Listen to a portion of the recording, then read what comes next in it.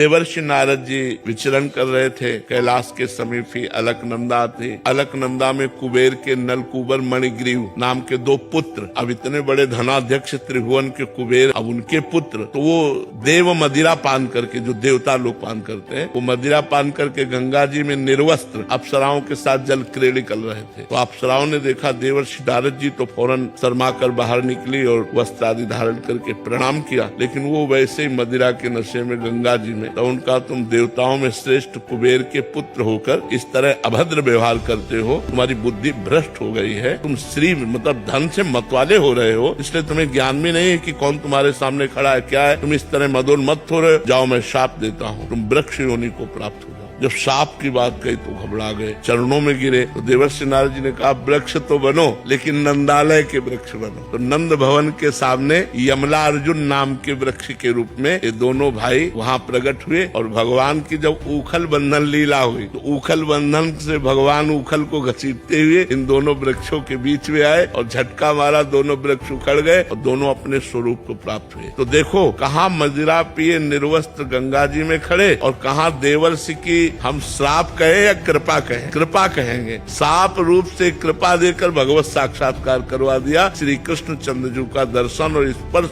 प्राप्त हुआ नलकूबर मणिग्रीव को, और पुनः अपने स्वरूप को प्राप्त हुए।